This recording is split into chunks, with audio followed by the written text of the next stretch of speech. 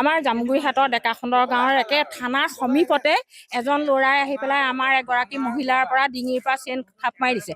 আচৰিত কথা, ওচৰতে পুলিচ থানা থকাৰ পিছতো যে আমি মহিলাসকল ইমান সাহস কৰিছে আৰু মহিলাসকল যে আমি অসুৰক্ষিত সেইটো প্ৰমাণ হৈ গৈছে। আজি আমাৰ ইয়াত হৈছে কি মানে এই 4 লেন হোৱাৰ পৰা এইফালেদি অহা যোৱা কৰা অনেক বাইক ল'ৰা, সৰু সৰু ল'ৰা, বেছি ডাঙৰ ল'ৰাও নহয়, অন্ততঃ 22-23 বছৰীয়া একোটা ল'ৰা এনেকুৱা জোৰত বাইক চলাই একোজনী মানুহৰ পৰা ডিঙিৰ পৰা যেতিয়া চিন থাপ মাৰি লৈ যাব, সেই মানুহজনী কেনেকৈ সুৰক্ষিত হৈ থাকিব? ক'লেও আমাৰ মহিলাসকল ওলাই যাব নোৱাৰা এটা অৱস্থা হৈছে। গতিকে মই আমাক পুলিচ থানাৰ আৰক্ষী বিষয়াসকললৈ অনুৰোধ কৰিছোঁ যাতে তেওঁলোকে জোৰদাৰ তদন্ত কৰি এই বিষয়ত আপোনালোকে যাতে আপোনালোকৰ প্ৰশাসনৰ তৰফৰ পৰা যাতে আপোনালোকে গুৰুত্ব দিয়ে। বিয়া খাবলৈ গৈ আছিলোঁ, বিয়া হাজকীয়া চুকত বিয়া খাবলৈ গৈছিলোঁ।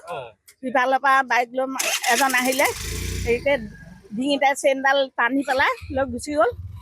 তাৰপিছত বাইক অকলে আহিছে, চেক দিয়া চাৰ্ট, পিঠা বনিয়া মানুহ, অকণমান বগা ৰঙৰ। বগা ৰঙৰ। 1.5 তোলা মানুহ আছিলে। বিয়া মোৰ লগত আছিলে। 4গৰাকী আছো। চিঞৰিছো নিলেগৈ। নহয়, সিহঁতে ৰৈছে, পিছতহে দেখিছে সিহঁতি।